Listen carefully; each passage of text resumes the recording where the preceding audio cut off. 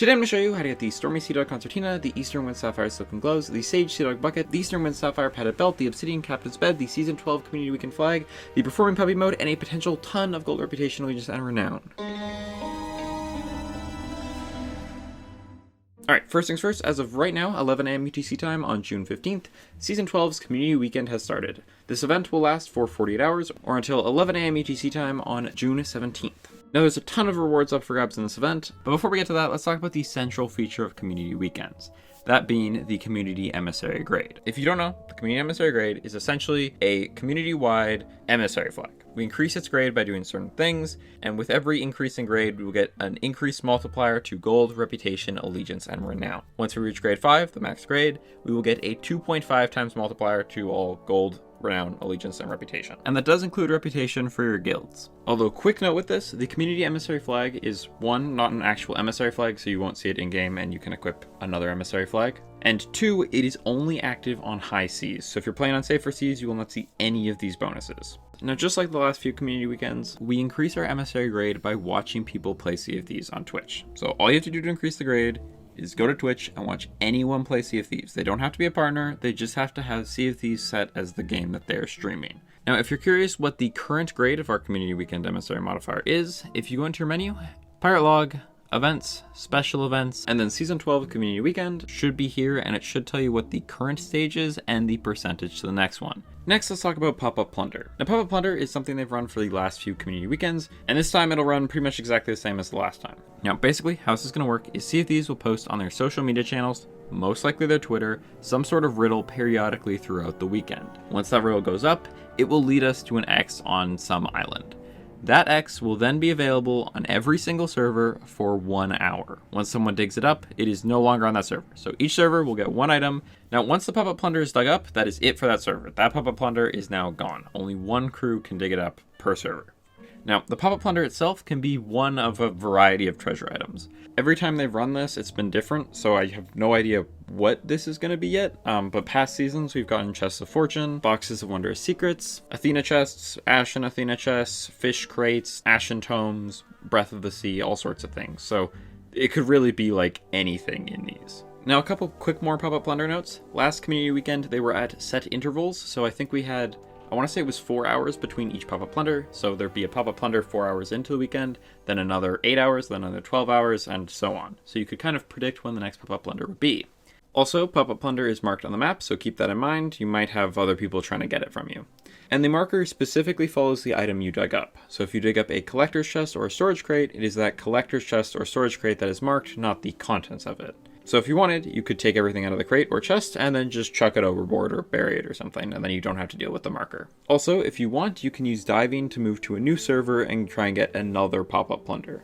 Tall tales work really well for this because you always know where you'll end up, and generally there's a tall tale in most parts of the map. And just quickly, the probably most useful ones in there are the Cursed Rogue, which will bring you to Plunder Outpost, Wild Rose, which will bring you to Sanctuary Outpost, Revenge of the Morning Star, which will bring you to Daggertooth Outpost, and Shores of Gold or Heart of Fire, which will bring you to Morrow's Peak Outpost.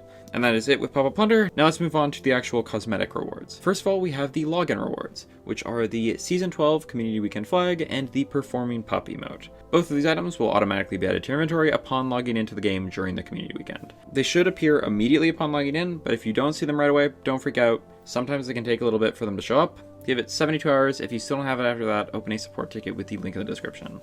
And by the way, that 72-hour rule applies to pretty much every cosmetic in the entire game, including the Twitch drops, which we're getting to next. Now, first, let's just make sure you're set up for Twitch drops. First of all, you want to make sure your Sea of Thieves and Twitch accounts are linked. To do this, go to the top link in the description, and on this website, scroll down until you find a link accounts button, click it, and follow the steps. Once you've done that, there should be a big thing on the website saying this Sea of Thieves account is linked to this Twitch account, and you are eligible to receive Twitch drops. Now, normally you'd have to go find a Sea of Thieves partnered streamer to watch to get these drops, but for this one, any Sea of Thieves streamer with drops enabled can offer them. So head over to Twitch and search Sea of Thieves, click on the game category, and then you can watch anyone in here and you should be able to get the drops, assuming they have drops enabled on their channel. And once you've watched them for long enough, you'll get a notification in the chat saying you scored a drop. Then click claim here, or click on your icon and then hit drops and claim it from there.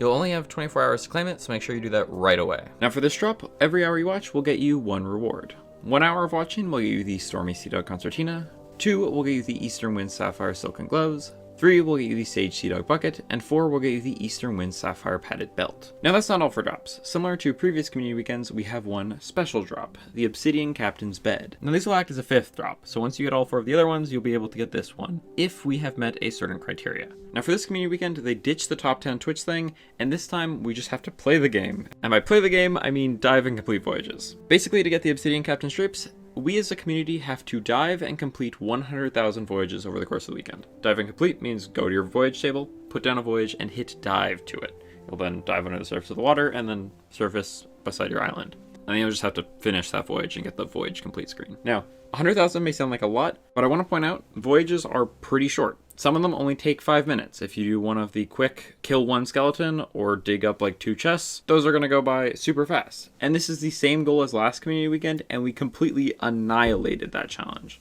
Plus, this time we have all the new PS5 players, so there's a considerable uptick in people. So I'm super confident in saying we will completely annihilate this community challenge really fast. Now, don't take my confidence as like completely ignoring it though. We should still be doing these voyages to try and progress this. And once we complete it, the Obsidian Captain's Bed will just show up on Twitch as a 5th drop. So make sure you actually go to Twitch afterwards and grab it, because it'd be a shame if you did a bunch of voyages and then forgot to actually pick up your reward. Okay, now that is everything with the cosmetic rewards, but there's a couple other things we gotta mention. First of all, for the duration of the community weekend, all players will have access to the voyage, A Raid on a Skeleton Fort, for the major 3 factions. This voyage can be found in your voyage table under the Special Voyages tab, and you can run these voyages as many times as you want. If you are a Pirate Legend, you will also have access to the Athena's version of this quest, which, by the way, these voyages unlock at level 35 with the standard 3 factions and level 30 with Athena. If you already have them, don't worry about it, they're exactly the same as the normal ones, but if you don't, these are a good way to get some levels in those factions. As well, all players will have access to 1 Legend of the Veil voyage, again in the Special Voyages tab, regardless of legendary status. So whether you're a Pirate Legend or not, you will be able to play at least 1 Legend of the Veil. If you already have the Legend of the Veil voyage unlocked, it's exactly the same. You can just ignore this. But if you aren't a Pirate Legend, you can throw it on this voyage, and it will give you quite a bit of good Athena loot. And again, all players will have access to 1 of these, so if you're in a crew and none of you are Pirate Legend, you could do this up to as many people as you had in the crew. So if you had 4 people on a galleon, none of you were Pirate Legend, you can do the Legend of the Veil 4 times, just take turns putting it down. And the very last thing I have for you is on every single outpost, there will be this nice picture wall, so if you'd like to take a picture with your crew to remember the day, you can. And that is pretty much everything. If you have any questions, you can leave them in the comments. I will try to answer them as soon as possible. If you find this very helpful, if you wouldn't mind leaving a like, that'd be great. I post these guys like this all the time, so that sounds like something that would be interesting to you. If you would consider subscribing, that'd be a lot. I hope you have a great community weekend, and I will see you guys next time.